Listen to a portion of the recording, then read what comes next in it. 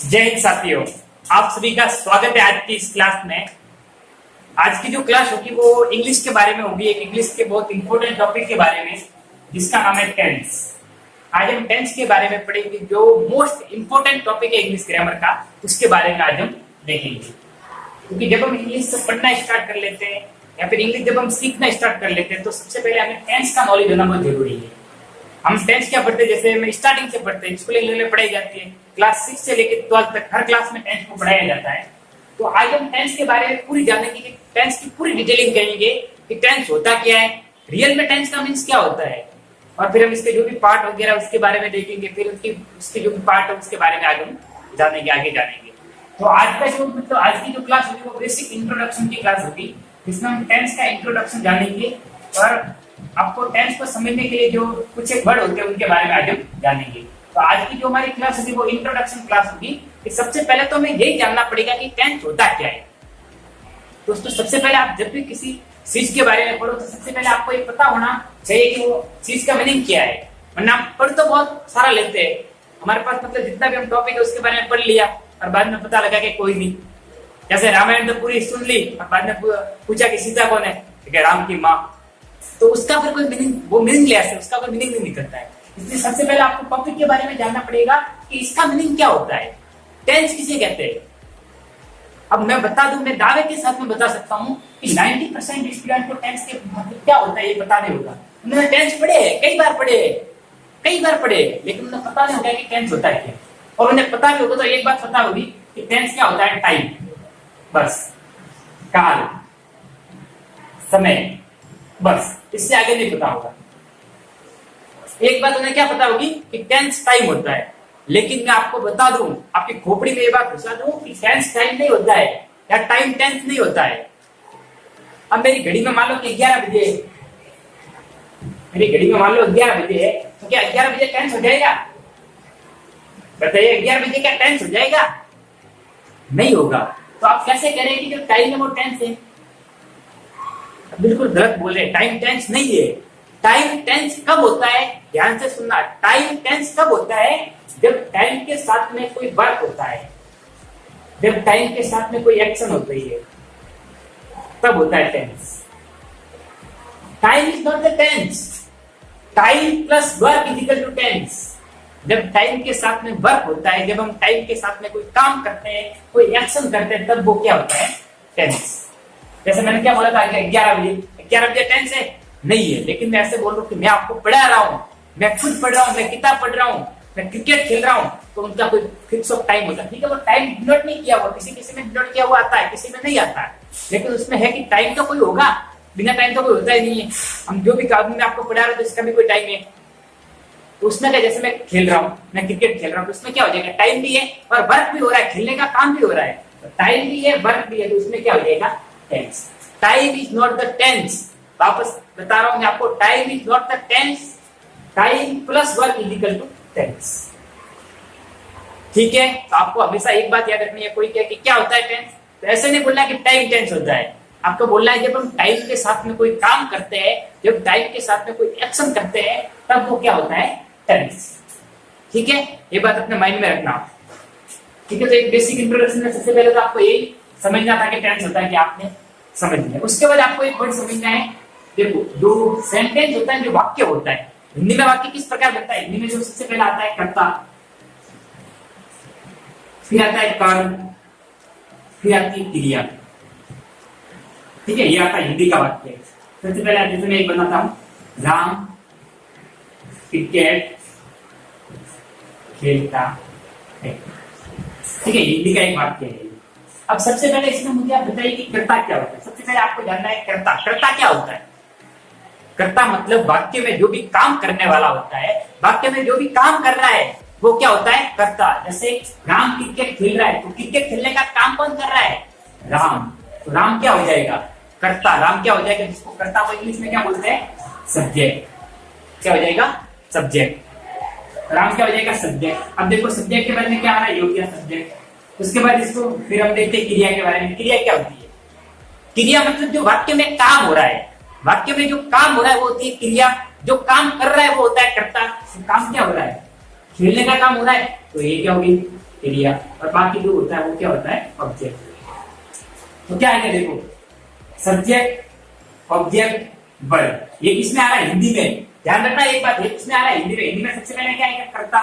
वाक्य में सबसे पहले आएगा कर्ता, फिर आएगी कर्म, फिर आएगी क्रिया। हम इसको अब इंग्लिश में बताते हैं, राम प्लेस क्रिकेट।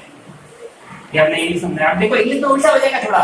सब्जेक्ट क्या था इसमें, राम, सब्जेक्ट की जगह सब्जेक्ट। फिर देखो क्रिकेट नहीं आएगा, फिर क्या आएगा, खेलता है, वर्ब। वर्ब क्या हो रही है, प्ले, खेलता है। फिर क्या आ जाएगा, ऑब्जेक्ट। फिर क्या आएगी, वर्ब, फिर आएगी ऑब्जेक्ट। तो इससे आपको एक बात क्या निकल के आई, जो हिंदी का फॉर्मेशन होता है, हिंदी में सबसे पहले आता है सब्जेक्ट, फिर आती है ऑब्जेक्ट, फिर आता है वर्ब। ये हिंदी का है। और इंग्लिश में क्या आता है, सबसे पहले सब्जेक्ट, फिर आती है वर्ब, फिर आता है ऑब्जेक्ट। ये किसका है, इंग्लिश का। ये किसका है, हिंदी का। कुल मिला के ये दो बात, आप इन दोनों बातों को याद रखना, ठीक है। इसको पूरा देख लेना एक बात। आगे ये है सब्जेक्ट वर्ब और ऑब्जेक्ट इंग्लिश में आता है, और हिंदी के वाक्य में सबसे पहले सब्जेक्ट, फिर ऑब्जेक्ट, फिर आता है वर्ब। ये बात आपको समझ में आ गई। सब्जेक्ट क्या होता है आपको समझ में आ गया, वर्ब क्या होती है आपको समझ में आ गया, ठीक है। तो ये है सबसे पहले। फिर हम इसमें देखेंगे कि जो हम टेंस पढ़ेंगे, उस टेंस में हम 4 प्रकार के वाक्य बनाएंगे। कितने प्रकार के वाक्य बनाएंगे, पहले मैं आपको बता देता हूँ कि क्या क्या होता है, फिर हम फास्टली उनको रिवाइज कर लेंगे, फास्टली उनको देख लेंगे टेंस को। वरना क्या बीच में बताने जाऊंगा तो टाइम थोड़ा ज्यादा लग जाएगा, ठीक है। इंट्रोडक्शन क्लास में आज हम देख लेते हैं पूरा कि इसमें क्या क्या दिया है, क्या क्या अलग है, वो हम देख लेंगे। बाकी सब टेंस में मोस्टली सब सेम ही रहता है।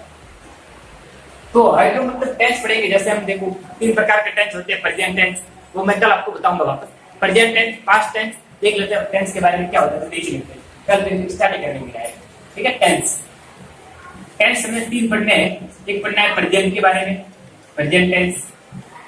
दूसरा हमने पढ़ना है पास्ट के बारे में, तीसरा पढ़ना है फ्यूचर के बारे में, ठीक है। 3 प्रकार के टेंस होते हैं हमारे पास, प्रेजेंट, पास्ट, फ्यूचर। अब सबसे पहले प्रेजेंट। प्रेजेंट क्या होता है, प्रेजेंट मतलब जो अभी काम हो रहा है, वर्तमान में क्या काम हो रहा है, अभी हम क्या कर रहे हैं। मैं आपको पढ़ा रहा हूँ, आप पढ़ रहे हैं, तो जो अभी काम हो रहा है, प्रेजेंट में जो काम हो रहा है, वर्तमान में जो काम हो रहा है, उसमें कौन सा टेंस होगा, प्रेजेंट में, जिसको हिंदी में बोलते हैं वर्तमान काल, ठीक है। मतलब जो अभी काम कर रहे हैं हम, जैसे मैं अभी आपको पढ़ा रहा हूँ, आप अभी पढ़ रहे हैं, वो क्या होगा, वर्तमान काल।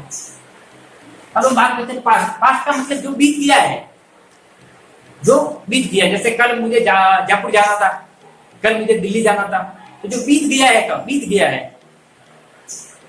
उसमें क्या है। जैसे मैं कल दिल्ली गया था, जाना नहीं सॉरी, मैं दिल्ली गया था, मैं कल उधर गया था, मैंने कल वो काम किया था, तो जो बीत गया है उसमें कौन सा टेंस हो जाएगा, पास्ट। और फ्यूचर मतलब हमारे आगे की क्या प्लानिंग है, आगे क्या करने वाले। जैसे हम कल ज्योग्राफी के बारे में पढ़ेंगे, कल हिस्ट्री के बारे में पढ़ेंगे, ठीक है, कल आप उधर जाएंगे। ये प्रकार आगे की हमारी जो प्लानिंग होती है, उसको उसमें कौन सा टेंस होगा, इसको हिंदी में बोलते हैं भूतकाल। भूत मतलब जो बीत गया है, और भविष्य मतलब जो आने वाला है, अभी आया नहीं है, आने वाला है, होता है भविष्य, ठीक है। तो 3 प्रकार के टेंस हो गए। अब इसमें जो पार्ट बनते हैं, हर टेंस में 4 पार्ट होते हैं। देखो सबसे पहले होता है सिंपल, सबसे पहले क्या होता है, सिंपल। दूसरा आता है कंटिन्यूअस, तीसरा आता है परफेक्ट, चौथा आता है परफेक्ट कंटिन्यूअस, ठीक है। ये 4 प्रकार के मतलब जो टेंस आते हैं उनमें पार्ट हो जाएंगे। जैसे प्रेजेंट के साथ में इसको जोड़े तो present simple, present continuous, present perfect, present perfect continuous. Past के साथ में जोड़े तो past simple, past continuous, past perfect, past perfect continuous. Future के साथ में जोड़े तो future simple, future continuous, future perfect, future perfect continuous. इस प्रकार के टेंस हो जाएंगे, ठीक है। तो कुल मिला के हमारे पास कितने टेंस हो गए, ये हो जाएंगे 4 + 4 + 4, टोटल कितना हो जाएंगे 12। मतलब 12 टेंस के बारे में हमें पढ़ना है। तो सबसे पहले कल हम प्रेजेंट टेंस को कंप्लीट करेंगे, फिर उसके नेक्स्ट डे पास्ट को, फिर उसके नेक्स्ट डे फ्यूचर को। 3 क्लास लगेगी। आज बेसिक इंट्रोडक्शन है, तो कुल मिला के 4 क्लास में आपके जो टेंस है वो पूरे कंप्लीट हो जाएंगे, ठीक है। ये है। अब इसके बारे इसको समझने से पहले हम एक बात, मतलब ये उन्होंने समझ लिया, अब एक बात और, हम जो टेंस पढ़ेंगे, जैसे मान लो कि प्रेजेंट सिंपल पढ़ेंगे, प्रेजेंट कंटिन्यूअस पढ़ेंगे, प्रेजेंट परफेक्ट पढ़ेंगे, प्रेजेंट परफेक्ट कंटिन्यूअस पढ़ेंगे, तो हर टेंस में 4 प्रकार के वाक्य बनेंगे। कितने प्रकार के, 4 प्रकार के। सबसे पहले जो वाक्य बनेगा उसका नाम है अफर्मेटिव, उसका क्या नाम है, अफर्मेटिव। फिर जो बनेगा सेकंड, उसका नाम है नेगेटिव। फिर 3rd नंबर पे बनेगा, उसका नाम है इंट्रोगेटिव। 4th बनेगा, उसका नाम है इंट्रोगेटिव नेगेटिव। तो 4 प्रकार के वाक्य बनेंगे टेंस में, ठीक है। तो इसको आपको ध्यान में रखना है। जैसे मान लो कि प्रेजेंट सिंपल पढ़ रहे हैं तो चार प्रकार के बन जाएगा, अफर्मेटिव बन जाएगा, नेगेटिव बन जाएगा, इंट्रोगेटिव बन जाएगा, इंट्रोगेटिव नेगेटिव बन जाएगा। अब सबसे पहले अफर्मेटिव क्या होता है? अफर्मेटिव मतलब एक सिंपल सा वाक्य, जैसे राम क्रिकेट खेलता है। सिंपल वाक्य है, न तो इसमें नहीं का प्रयोग है, ना इसमें क्या का प्रयोग है, ना कोई अदर है। सिंपल सा एक सब्जेक्ट है, वर्ब है, ऑब्जेक्ट है, सिंपल सा वाक्य है, राम क्रिकेट खेलता है। इस प्रकार के जो सिंपल वाक्य होते हैं उसको बोलते हैं अफर्मेटिव। नेगेटिव का मतलब जिसमें नॉट आ जाता है, राम क्रिकेट नहीं खेलता है, क्या गया? नहीं आ गया, नहीं, राम क्रिकेट नहीं खेलता है, नहीं आ गया, तो उसमें क्या हो जाएगा? नेगेटिव। फिर हम बात करते हैं इंट्रोगेटिव की। तो इंट्रोगेटिव में आ जाता है किसी को हम क्वेश्चन आस्क करते हैं, ठीक है?